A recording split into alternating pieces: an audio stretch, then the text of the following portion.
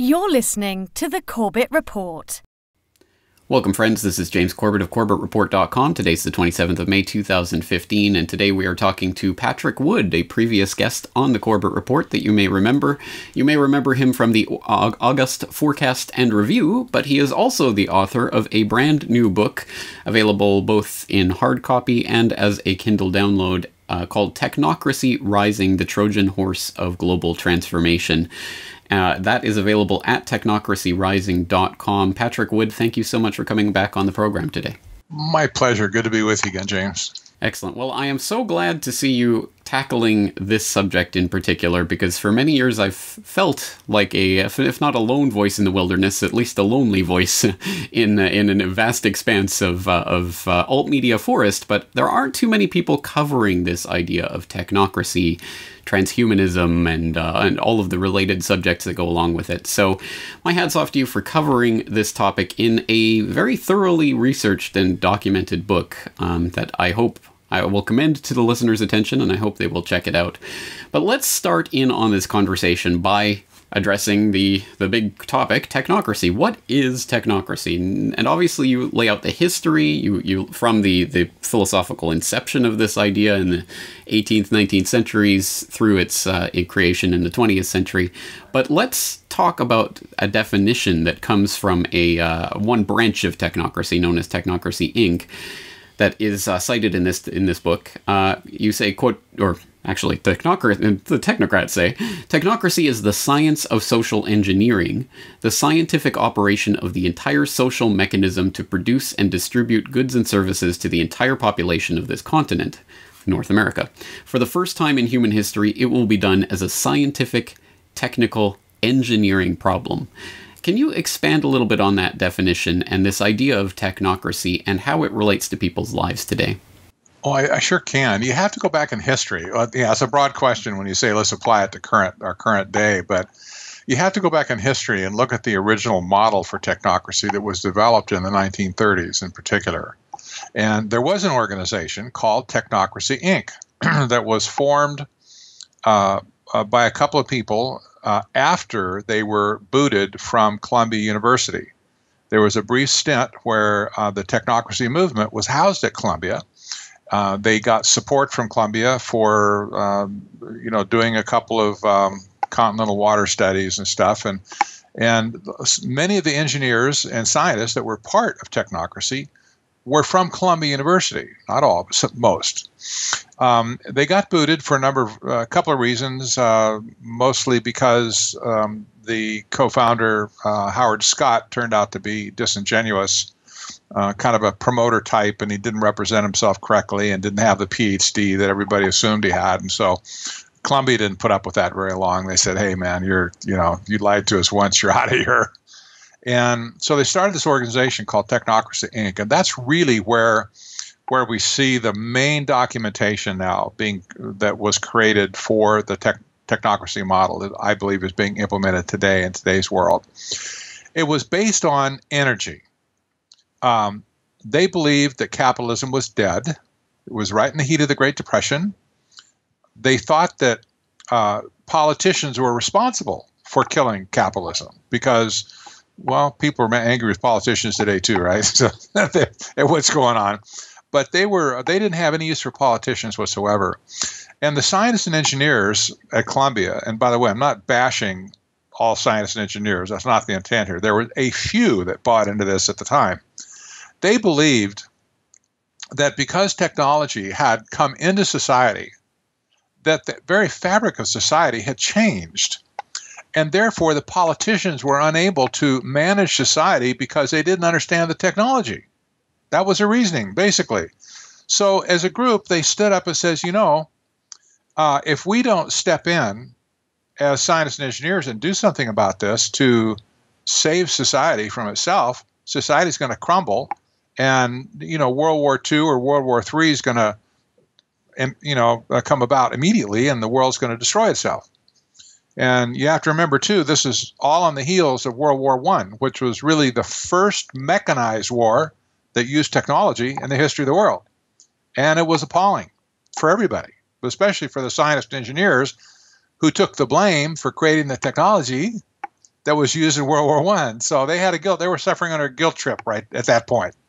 So they developed this energy-based economic model that was literally based on energy, not on price, not on supply and demand like traditional economics. And they believed that that they could use the scientific method to engineer society in a way that it would create a utopia, essentially. It was very much a utopian system. One evidence of that, by the way, just a quick evidence, is that the book by Aldous Huxley, Brave New World, was written in 1932, looking into the face of technocracy. So, it was science fiction, granted. It's not doctrine, right? But we do know that Aldous Huxley was very much tied in with the British scientific establishment and had been for generations in the Huxley family, part of that Darwin, Galton, Wedgwood family interbreeding mixture that had formed the basis of the eugenics movement in the late 19th century in Britain. So That's right. At any rate, I think that is an interesting little connection. But let's focus a little bit on some of the philosophical background for this. And as I say, you go back in the book to the 18th and 19th centuries. But let's look at the early 20th century and someone named Frederick Taylor, who was part of the general progressivism movement that was taking place at the time and came up with something entitled Taylorism. Yes. What was Taylorism and how did that influence technocracy? Well, Taylor was a guy who invented the time and motion study that was used in factories back then to try and figure out how to make them more efficient. I don't know why somebody didn't think about it before, but that was his addition to management theory. And so he was very well known very quickly for his very astute observations on how to speed up the assembly line and get more production out of whatever it is people are making. Ford Motor Company was one of the first big examples of how Taylor management theory was applied to factory conditions, and he was in demand, and it was in demand all over the world. It spread like wildfire. But it was if you could sum up Taylorism in one thing, it was a discipline on how to squeeze more efficiency out of any kind of a economic machine. With the accent on efficiency.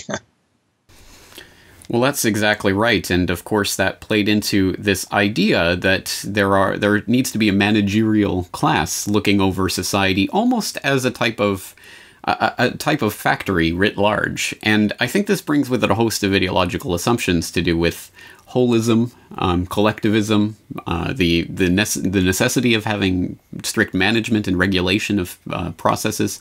Talk about some of these philosophical ideas that come bundled up with the technocratic assumptions. Wow. Yeah, there was a lot of things that came to bear on early technocracy. It really was all during the people were talking about it all during the 20s. And that was a time when all these philosophies were floating around. Many of them were brand new, like Taylorism, for instance, but they were floating around and people were grasping at different things and, to kind of, redefine society. And there was a competition going on, too, amongst thinkers to come up with the latest radical idea, I can outdo that, whatever. And, you think Marxism is good, why? Then they come up with some other crackpot idea that's, is supposed to be more radical. So you had a bunch of people that were active back in the teens and the 20s that were proposing different progressive ideologies. They didn't all make their way into technocracy, by the way, just as such, but it was a melting pot. And the idea of holism, for instance, since you mentioned holism, didn't have any direct connection with technocracy, but it influenced several of the people that were part of technocracy. And holism basically says that the units of organization of the world all answer to the next highest level of what they called a holon, or the next unit. So a person has to give way to his family. A family needs to give way to the city block. The city block gives way to the district. The district gives way to the city. City gives way to the state. The state gives way to the federal government. The federal government gives way to the world. all of the ideas of having to serve the greater good came from this theory of holism. And we hear that today everywhere. You need to serve, your actions need to be curtailed or corralled, if you will, to where you don't serve your selfish interests. Shame on you if you do. And you must think of the greater good here, whether it is, resource usage, the amount of water you use or the energy you use or whatever. So these philosophies did make their way into the melting pot at least. And out came, on the other side, technocracy popped out as a very well-defined economic system. You got to hand it to engineers and scientists for that. They know how to document stuff. They know how to explain it. And they did. They wrote books on it. They wrote papers on it. Their main Technocracy Bible, if you will, was called Technocracy Study Course. It's available online. It's been scanned. You can go find that and read it if you want. But it was about a 350-page manual, explained everything you need to know about technocracy. They used it as an education tool all over the country. And by the way, there was over 500,000 original members of Technocracy Incorporated. It was a membership organization. Card-carrying members in the United States and Canada. It was big in Canada, by the way, especially in British Columbia and Unfortunately so. Another shameful part of my Canadian heritage. Well, I think what you point out there is not only the holistic idea, of course, points at higher and higher levels of management, but that implies that there needs to be a top-down regulation and management of society. And in order to accomplish that, of course, we're talking about engineers and technocrats of various stripes here who, of course, want to rigidly define, regulate, and control and micromanage all of these aspects of society. And just to give a hint of that, in the Technocracy study course, it lists 7 requirements for technocracy, and you note that the first 5 of those requirements are register on a continuous 24-hour per day basis the total net conversion of energy. By means of the registration of energy converted and consumed, make possible a balanced load, provide a continuous inventory of all production and consumption, provide a specific registration of the type, kind, etc. of all goods and services where produced and where used, and provide specific registration of the consumption of each individual, plus a record and description of the individual. So I think that gives at least a taste, a hint of how rigidly defined and regulated and controlled and micromanaged a technocratic society would be. And the interesting part about this is that, of course, that list of items which they itemized there was not at all technologically feasible at the time that was written. And yet that is very much where we are at today with the types of technologies that are coming in to place. Perhaps you can talk a little bit about the development of the technologies that are enabling technocracy to come to fruition.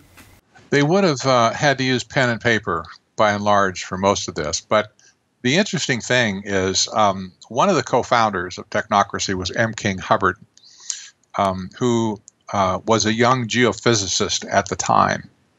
Now, a geophysicist had no connection necessarily to the computer world, to the technology that would have been required to pull this off, yet he very succinctly wrote these requirements. And you say, how could a guy write something so specific and have no understanding of computer technology?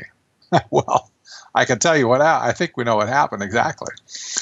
Columbia University had one building in those days. It was called Hamilton Hall. I think it's still there, but it's called Hamilton Hall. Hamilton Hall had a basement. It was a full footprint basement. The basement was used to house temporary projects. And that's where technocracy, the movement, was housed during its tenure at Columbia University. That was a very impressionable time, for sure, for both Howard Scott and his co-founder, M. King Hubbard. It's believed very strongly, we can't exactly get pictures of it, but we believe very strongly that the other half of Hamilton Hall, the basement, had another temporary project that was being built by the forerunner of IBM. That's the original tabulator computing machine. And the the engineers and the scientists, those early data scientists that were working on that tabulator, would have had opportunity to have some very interesting discussions with the people from Technocracy. Because remember, they were all still the same engineers and scientists that were at Columbia, right? So they're going to mix it up. You know they are. Have a little, a few picnics in the summer or whatever, and quaff a few beers and talk about the future. My guess is that M. King Hubbard got an education. He got schooled on what's going to happen in society. And other books and history books about the early days of IBM would indicate that they really did have a pretty good view of where it was headed. It just would take time. So now we have the technology to do the very things that are listed in these these 6 in particular requirements, especially smart grid, with the installation of smart meters on the sides of homes and businesses to communicate with the devices, appliances inside the home and business to regulate the energy usage and so on. And what's even more concerning is that it's not just a North American format anymore. Not just North America. They used to just talk about North America primarily, Canada and the United States. But now it's global, because the global smart grid that's being created intends to take all of the energy data that's being used all around the world, rolling it up into a single point of collection, feeding into a computer to manage the energy of the world. This is incredible. The height of arrogance of these engineers was just astounding, by the way, James. They had this idea that they were going to take Canada, Mexico, and the United States. You can think North American Union there if you'd like. It would be okay. They were going to take these 3 countries plus the top, plus all of Central America, plus the top of South America, and they were going to create what they called a continental technate. That was going to be technocracy. That was their area of rule. What they never mention is, how are they going to talk Canada into just laying down and saying, oh, that's a great idea? And how are they going to get Mexico to just say, well, who cares about Mexico, man? We want to be part of the family. And what about all these other countries? You can't just go out and tell countries, hey, well, we engineers have decided. Science says you need to be with us on this. It's crazy. But now it's, as I said, it's morphed into a global conquest now, not just a continental conquest. But the technology is here now, and they're doing it. Bottom line, they are doing it. Unfortunately, yes, that is exactly true, and as you say, this ties in very much to the smart grid technology and the Internet of Things and other things that are coming online now. But just before we move out of the early roots of the technocracy movement, let's talk a little bit more. You raised the specter of M. King Hubbard, who I'm sure is a character that some of the audience will be familiar with, or at least it will ring a bell, because of course this is the proponent of Hubbard's peak, or the peak oil theory, which has become something that has very much been talked about in global geopolitics and oil geopolitics over the last few decades.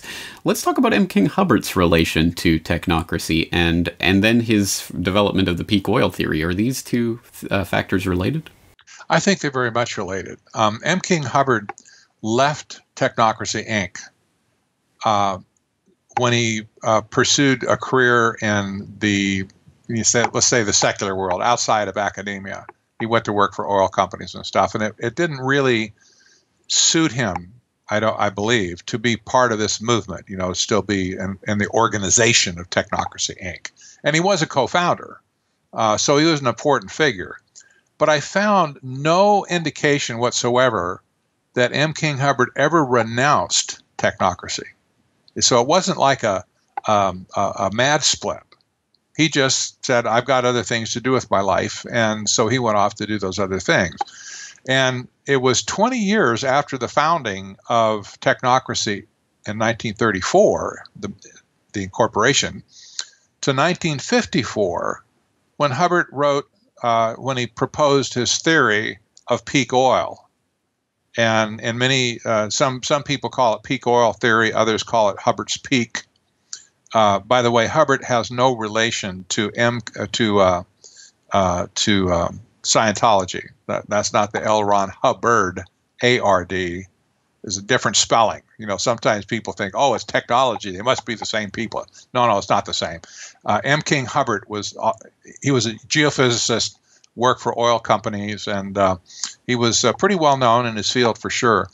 But the peak oil theory was, you could see, if you understood technocracy, you could see how he'd come up with this. It made perfect sense because they believed that resource shortage was the big problem back in the 30s. And that those resources had to be used more efficiently than they were being used in order for humanity to survive. And like so many other aspects of technocratic rule, it requires that crisis in order to justify its own existence. And in some cases, I think there is the active wanting to bring about of these crises. So on that note, let's bring this forward closer to today, where for example, you're talking about that early technocratic movement in Colombia with Scott and Hubbard, and you say that they believe that the actions of human beings, both direct and indirect, were the root cause of societal problems, and that they were directly related to biology, climate, and natural resources. The absence of enlightened scientific management would doom mankind to certain destruction. It is not coincidental that the most visible and manipulative modern agents of change, sustainable development, Agenda 21, global warming, the UN's green economy, and the modern ecology movement, etc., all hold to the same underlying assumptions. And just to back you up on that point, of course, we can turn to the Club of Rome's 1991 document, The First Global Revolution, where they wrote, "In searching for a common enemy against whom we can unite, we came up with the idea that pollution, the threat of global warming, water shortages, famine, and the like would fit the bill. In their totality and their interactions, these phenomena do constitute a common threat which must be confronted by everyone together. But in designating these dangers as the enemy, we fall into the trap, which we have already warned readers about, namely mistaking symptoms for causes. All these dangers are caused by human intervention in natural processes, and it is only through changed attitudes and behaviors that they can be overcome. The real enemy, then, is humanity itself." A pretty startling quotation, but one that seems to be exactly in line with the Technocracy Inc. Ideas. Let's talk about that and the implications of this modern form of the technocratic assumptions that were first hammered out in the 1930s. Right. There's there's kind of a thought pattern that has been imprinted in the public psyche that technocracy merely means rule by experts. And in many cases in government, having an expert run a particular department is a good thing. You wouldn't want a dog catcher flying an airplane in the Air Force, for instance. You want to have somebody that knows what he's doing. So you can't just bash, experts here, or but that's a very low level definition of technocrat and technocracy. Technocracy as a replacement economic system is what's in view here, and that means that the total fabric of society must be changed. They call it transformation. It's a transformation process. Why I use that word in my subtitle of my book. The United Nations now calls that the ultimate process a deep transformation. That's a buzzword that only the UN will take credit for probably.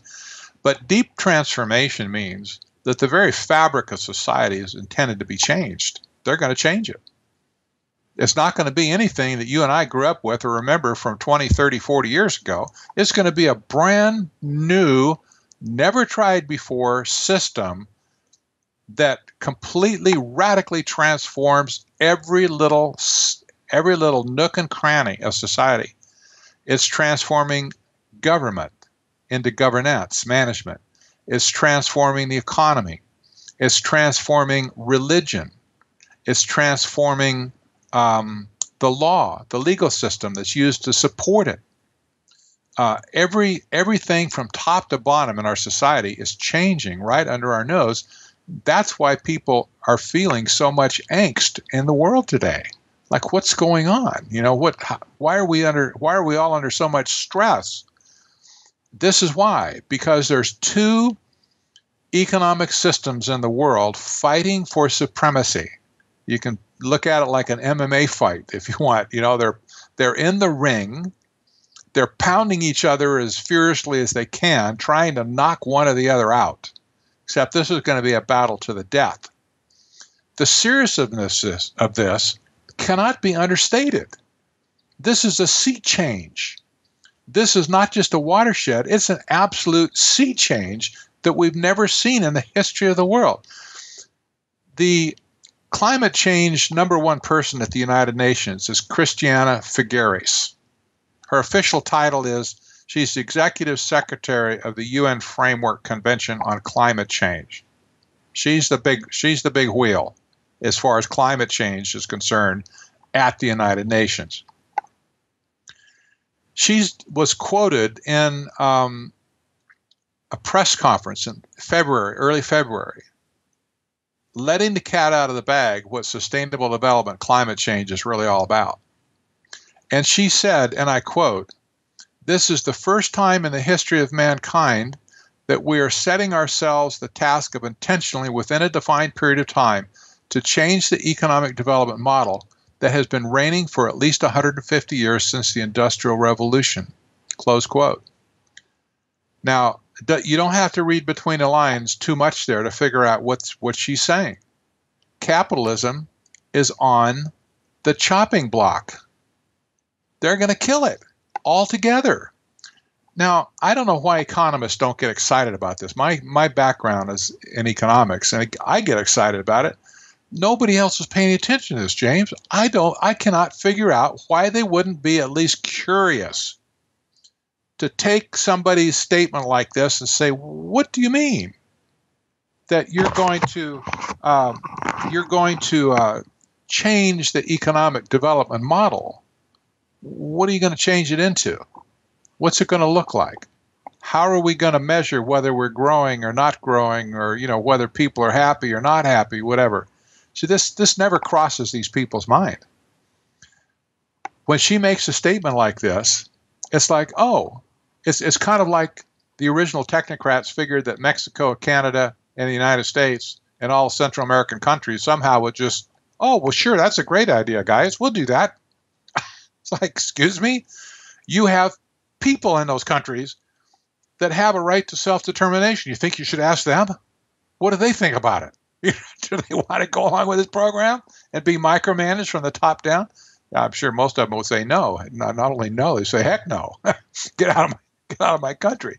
But here this woman is saying she's going to, that the United Nations intends to murder capitalism and replace it with what they call their green economy, which I can assure you is nothing but warmed over technocracy from the 1930s. It's an energy-based economic system that would do away with capitalism and free enterprise altogether. It is chilling to myself and others who have studied this history, but let me play devil's advocate for a moment and say, well, we know that the current system as it currently is functioning is malfunctioning, is dysfunctioning. What we saw in 2008 is just a taste of what is likely to come with the coming economic crises based on the capitalist system that we have in place now. It's capitalism that brought us to this place, Patrick, of course. So what would you say to those people who would say, well, we do need a different system, and why not have one that is run by experts? That seems to make more intuitive sense to a lot of people. Yeah, and of course, a lot of people are saying that today, especially in Europe. They don't care over there anymore. They've just given up on having sovereignty, so, having sovereign nations. Say, well, whoever can straighten us out, we welcome the help. But the people who have manipulated our economic system in the last 40 years, i.e. members of the Trilateral Commission in particular, that was the group that was founded with members from Japan and North America and from Europe. It's now a little bit broader than that. There's about 390 members today, and you have some Asia, some Asian, some North African members, and other countries are involved now too. But the Trilateral Commission set about to create a new international economic order back in 1973. I'll just use them as an example. These people have single-handedly manipulated and gamed the capitalistic system for their own benefit and to screw everybody else. Excuse the vernacular. But that was their goal. It was John D. Rockefeller himself. That was the original Rockefeller way back in the early 1900s who said competition is a sin. Don't want any competition. We just want to do what we want to do. I'd have a monopoly on it and charge whatever the heck we want to charge. This is a bad mentality to have on people that want to run the world, because that means you and I are not going to get a chance, to do anything. So free enterprise has always been the stalwart of small business in America. It's where ideas come from. It's where people get employed. 80% of employment comes from small businesses in America. And, when government stays out of economic matters, generally speaking, business people are happy, employees are happy, and customers are happy. When government gets involved and starts, mousing with the whole system, or when an outside agent comes in, like the Trilateral Commission came in and took over our economic machinery in America, these people turned everything upside down, and we got the short end of the stick.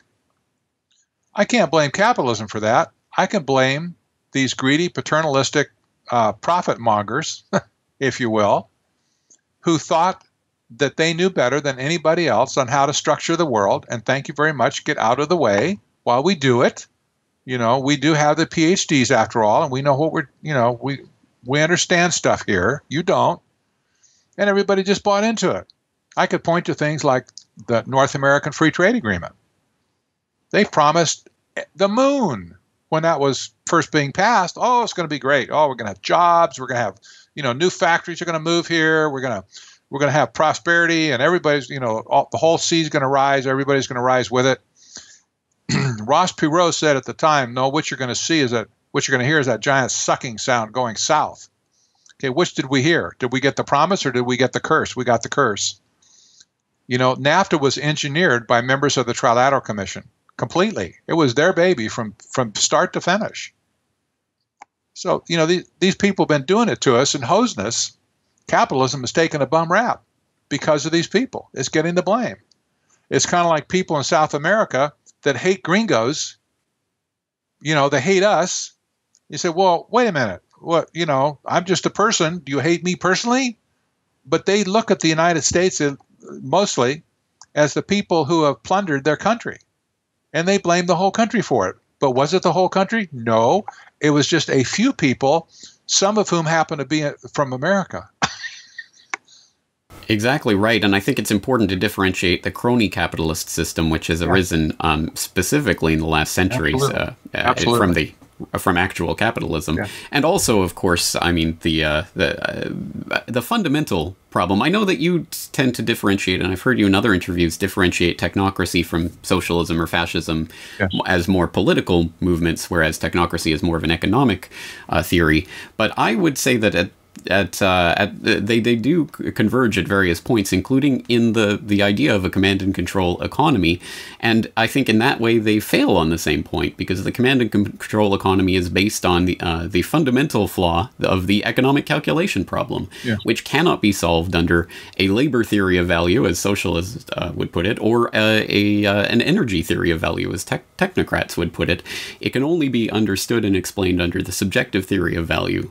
So I think there's fundamental economic problems with technocracy, but the point of all of this, I think, is who would be at the top of this pyramid, who would be the experts, the self-appointed experts to look over this system. And I think the self-evident answer is the very people that you identify, for example, in the Trilateral Commission. And I know that you and Anthony Sutton did pioneering work on the Trilateral Commission decades ago, talking about the creation of this group and what they've managed to accomplish. And you detail that quite a lot in this book. In fact, every Trilateral Commission member in the book is in bold type so that we know that they are a trilateral connected figure. Tell us a little bit more about the Trilateral Commission and how it oversees this process.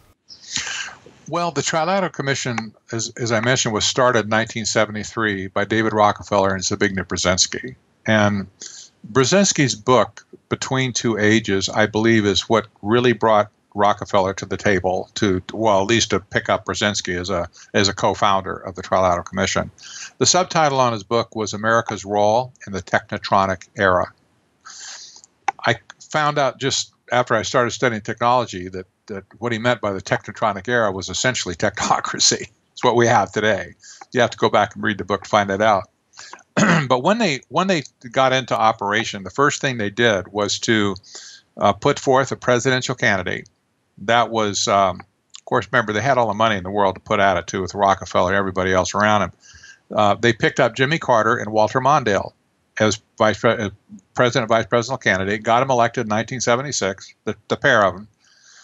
Carter then proceeded to sweep into office 1/3 of the membership of the American members of the Trilateral Commission into his top cabinet positions, and a lot of them went into the State Department too. That was an incredible feat, but it wasn't a political coup in my mind. They said that back in those days. Oh no, we're not interested in politics. Well, I really don't think they were. They wanted to get their hands on the economic machinery of the world, and they did that by capturing the United States executive branch. They didn't care about Congress. They didn't care about the judiciary. They only cared about the engine of economic prosperity, if you will, and that was our government. And so the first U.S. trade representative that was appointed to negotiate trade treaties for the president was a member of the Trilateral Commission. In fact, ever since then, there have been 12 different members or 12 different USTRs that have been appointed by the president along the way. That's over a period of a long time. 9 of those 12 have been members of the Trilateral Commission. What can you say to that other than the fact that, well, it tells you what they were after. They wanted to be in a position to have their man negotiating these treaties like NAFTA and CAFTA and the TPP. The current USTR, Michael Froman, who's putting together the Trans-Pacific Partnership and also the Transatlantic coming right behind it, this guy's a member of the Trilateral Commission. When does this stuff stop? You see? Then you have the situation with the World Bank.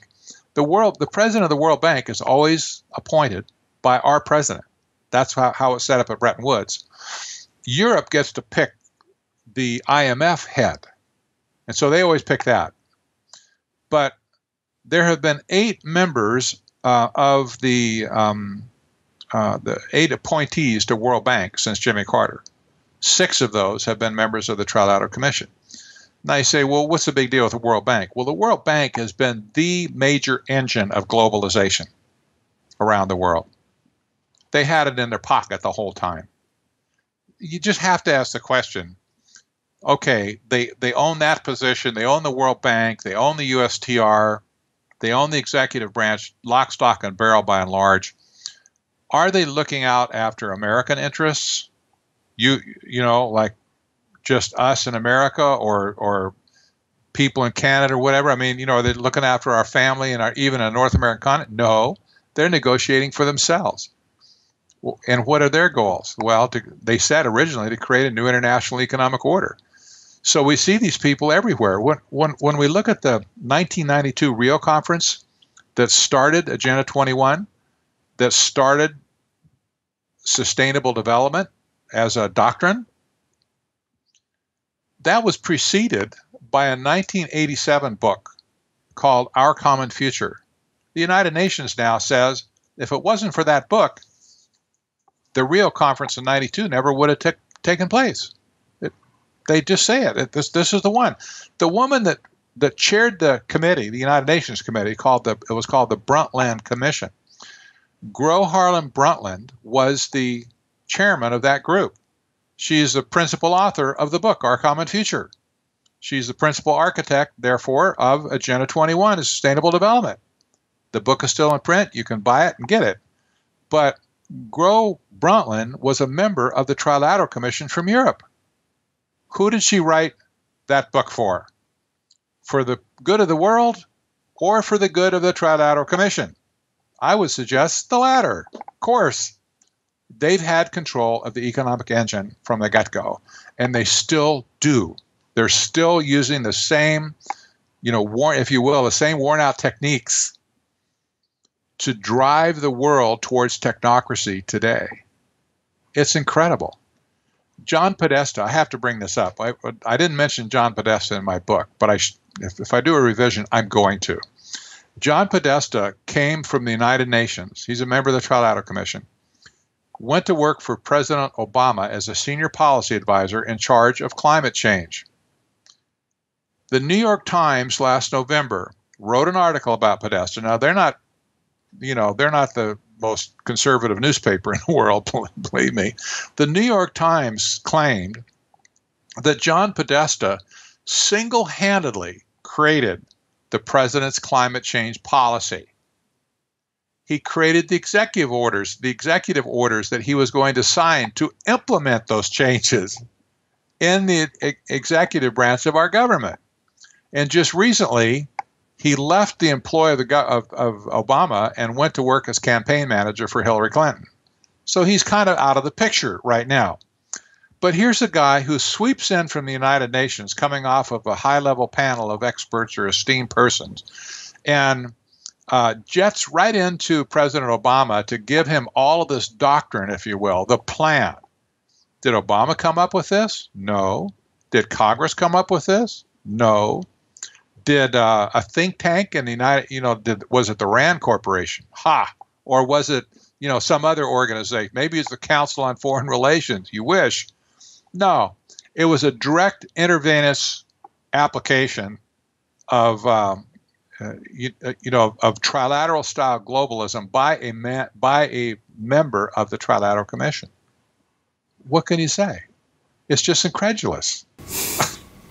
It shouldn't be surprising at this point, I guess, certainly over the last 4 decades, 5 decades, whatever it is now of this type of influence, which I agree is pervasive and ongoing. However, I would say that the Trilateral Commission obviously is one of these key groups, but I think it is only one in an interlocking network of groups, including, for example, the Royal Institute for International Affairs / Council on Foreign Relations / a number of other groups that were birthed out of the Rhodes Roundtable at the end of the First World War, or the Bilderberg Group formed in the early 1950s that was influential in the creation of the European Union, etc. I think the membership of these groups is often multiple. There's usually trilateral / Bilderberg / CFR members / other groups.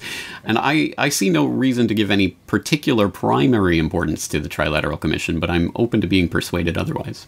Mm-hmm. Well, the reason I give them credit is because they were the first international action committee that had if you will, I say action committee, they had a plan. They were created around a plan to create a new international economic order. That's what they said back then. Their scholars at the time had written and confessed that their attempts previously had failed. They had the thoughts. It's not that they didn't want to, they knew what they wanted to do, but they had not been successful in getting it done. The Trilateral Commission was the answer to that. That's what they pushed forward. And so when Brzezinski and Rockefeller went to Europe in 1972 to the Bilderberg meeting, they bounced the idea of the Trilateral Commission off their cronies at Bilderberg. Well, Bilderberg they're a very influential organization, obviously. I'll say that. They are. They always have important people that go to it. But they don't have an official static membership list. They don't have an action plan, nor do they have the means to even carry out an action plan. If they did, they're just important people that get together and discuss their own, whatever, what their axes to grind. And that's what happened when the Trilateral Commission was formed. They went over there, hey, guys, what do you think about this? Oh, yeah, that was a good idea. Why don't you go do that? And, of course, many members of the Bilderberg Group were picked as the initial contingent of the Trilateral Commission. There was overlap with the CFR in North America. There was overlap with the Atlantic Council in Europe. There was overlap with the smaller membership of the Club of Rome. And there were other organizations that you could look at that you could say, well, there's a high concentration of Trilateral Commission members in that organization. And, there's obviously, they're not all alone in this. They're not the only ones that are doing this, but they are the drivers. They're the policymakers. They're the ones that got into government positions like in our country with Jimmy Carter and with Walter Mondale. They literally took over the executive branch of our nation in 1976. It's never been the same since. So, no other group has exercised this kind of hegemony. that they've exercised over America. The only, by the way, the only administration that has not had at least one member in the executive branch, the president or vice president, is the current one with Obama and Biden. They're not members. They are surrounded with members, however, like the National Security Advisor, the Director of National Intelligence, several in the State Department. So they still stack on the deck, but this is the first administration where either the president or vice president was not a member. Everything before Clinton and Al Gore, both members. George H.W. Bush, a member. Dick Cheney with George W. Bush, a member. It's almost like Democrats and Republicans don't really matter. They don't. Who would have thought it? They don't. They certainly don't matter. don't. They No. don't matter at all. It's completely above that plane. It's so far above that plane. It's amazing that they can even look down and see the dots of the little ants on the planet. Yes, it reminds you of Harry Lime in The Third Man, looking down at the little ants scurrying below, and what do you care if one of them dies? Interesting. Well, let's raise one other objection then that I'm sure people will likely have as part of their indoctrination in our current, steeped in our current milieu, which is that, we're talking about Agenda 21, sustainability, green economy. These are wonderful things because they're about protecting the planet, protecting the earth, and these are things that we want. Why are you talking about them disparagingly, Patrick? Well, I care about the planet too. I grew up on a farm, California. My parents were very meticulous about caring for their own property, and the farmers in the area that I knew were very meticulous as well. They had agricultural practices that have been completely lost today, unfortunately. But I grew up with an idea that taking care of nature was a good thing to do. But when you extend the natural instinct of people wanting to take care of nature, take care of our environment. I don't like dirty air any more than anybody else. But when you extend that to the idea of completely replacing capitalism, which would destroy the fabric of our nation altogether, it would destroy national sovereignty, not just our nation, but Canada, Mexico, and everybody else. It would destroy those things that we have based our civilization on for the last at least 2,000 years. This is not warranted. This is undue influence. This is what I'm warning about. It's not merely just, hey, it's all about the environment. No, it's not. Christiana Figueres was clear about that in her press conference. She might have got slapped for saying what she said. If I was her boss, I would have said, shut up. You shouldn't be saying things like that. You let people like Pat Wood hear that, he gets all excited. But the whole goal of climate change and environmentalism and sustainable development is not just about protecting the ecology. It's about control over the human race. That's what scares me. And she just as much said it. Exactly right. I mean, I hope this main idea is getting through to people, that this is fundamentally about micromanagement of every aspect of people's lives. And as we talked about earlier, the technology for doing that is now actually here. And we have politicians in the UK a few years ago talking about the idea of assigning people carbon ration cards that will have a certain amount of carbon credits. Once you're topped up with your carbon credits, you don't get any more energy for the rest of the month. And if you freeze to death, well, so be it.